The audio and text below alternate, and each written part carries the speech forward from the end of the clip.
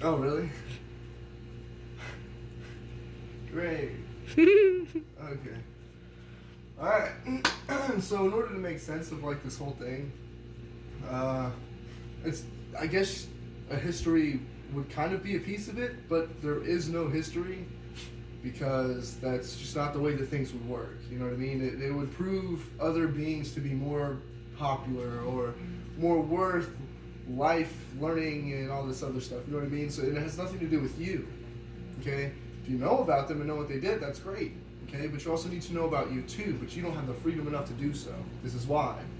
So let's make sense of this.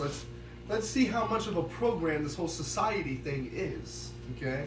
All of it. And society is everything. Society is all the information that you can get in all the books about any subject because it's given to you. It's there for you to see. It's a part of it.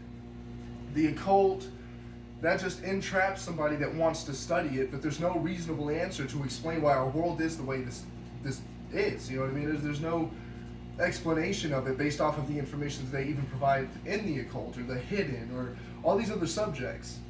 So we're going to figure out why. So if you find out that you're like in the middle of researching and you still have no answers and it's been 10 years, then you obviously need to say, oh my goodness, this was a part of the plan. This is what was supposed to get me to do this for a lifetime. And I'm still living the same life the follower, the sheep is, because I'm still working the job, I'm still buying the same products, eating the same food. I just look at the information differently and I believe it differently. That's nothing. That's nothing at all. So, anyways, let's go over what we know. The dates that we're using is for examples. That way you guys can technically understand where this is going. So, a worldwide civilization that was more advanced than us in our worldwide civilization, which is society, that was more advanced existed, okay, until the 1600s. By the 1700s, of course, because the 1600s was the beginning of the teardown, the beginning of getting it all moved and out the way because we need to put something else here kind of thing, okay? So 100 years later, of course, most of its people in the East, which if you're in America, you know what the East is, basically were wiped out using war and disease. The Black Plague, basically, dynamite, poisoning the water, water systems and streams, you name it, it goes on and on and on. Okay? The cities that thrived once in the East, the cities are just all buried. That's weird because like when we dig them up, we start to realize that London, some parts of Paris, the UK, a whole bunch of different states in America, Mexico, all these different places have cities that we've already built on top of cities that are buried. And if you look at the comparison of all the cities that were built, or if you can even see the photos of them digging them up, you can compare them around the world. It's like they're trying to show the same type of work. Of course, it's different material, different civilization, different environments, different conscious capacity and memory that was intaken from the environment. So each piece of land is going to be different, but it's a really similar structure, if that makes sense, I suppose. So anywho, by the 1800s, there was the worst war in history, the most goriest war, the most bloody of wars. The Civil War happened, okay? In the West, which this is the West. You see how it's expanding over here now? And the west side of the West, which is like California, Arizona, Nevada, and I don't fucking know, them places over there, okay? They're all buried.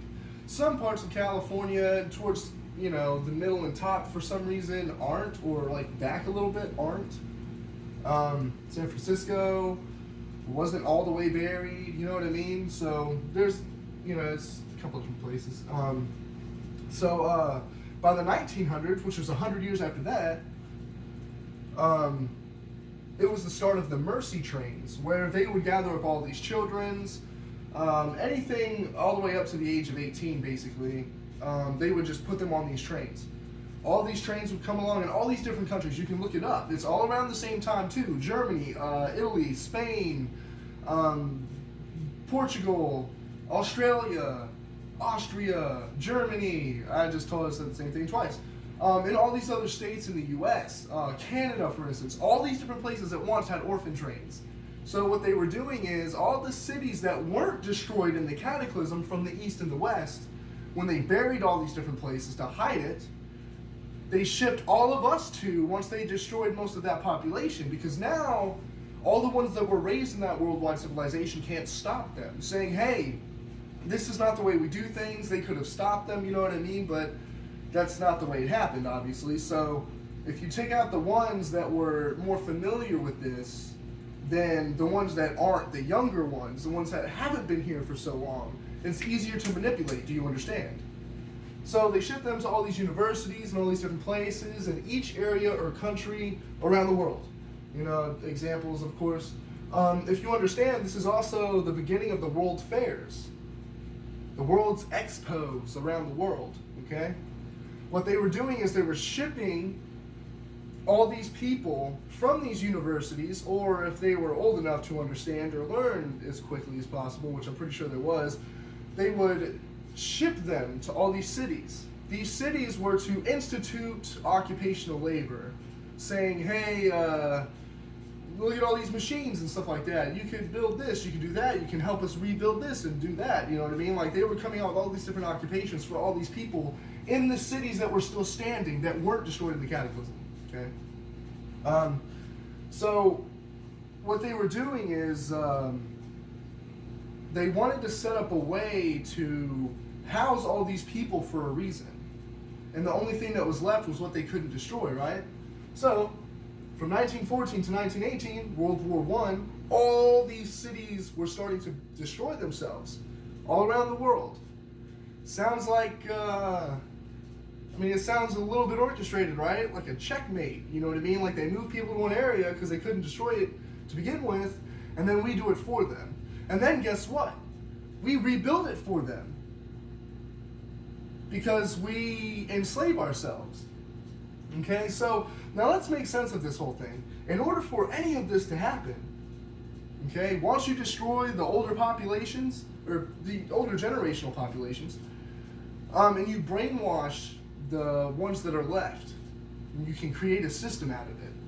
So, in order to hide most of the fallacies that are still standing here, what do? Well, they made a subject for it, history. Well, what if humanity decides something is wrong? It doesn't matter. We have a top-class historian to tell us what's going on at all times, and that's who you should believe. Okay, well, what about the natural aspect, the physical aspect of our world? Well, we have science and physics for that. Okay, well, what if humanity decides that it wants to do something different with it and all the information? It doesn't matter. We have a top-class physicist here that's going to tell you everything you need to know about this. So, if you understand, each subject is a type of programming that you give somebody with an ego. The ego is the identity, your birth certificate, your social security number. And then basically, in order to study why we were like this in the first place as a worldwide civilization, or to study why we are actually very, very special, they set us up with all these certain identities to separate us consciously, because they know with numbers and certain types of the identifications that we use will give them counteractive parts to study us. Like technology, for instance, it's tied to a social security number, a name, an address, you know what I mean, a billing address, all kinds of stuff, you know what I mean? So all of it is connected to you. And what's happening is all the information that you have in society that you can study, because all it keeps doing is plagiarizing. That's all it keeps doing. It keeps telling you about the thing that we've been talking about 100 years ago and how it could change and all this other stuff. And anything new is still having to do with that narrative. Nothing's ever changing, which means history is going to keep repeating itself. Nothing is going to change. That tells me that this whole thing, this whole program, is an isolated system. And you know what else that tells me? If they're studying us, what do they want? Well, obviously something. So, I mean, that's about it. Pretty much I kind of went over it all, didn't I? Pretty much. Yep. Yay.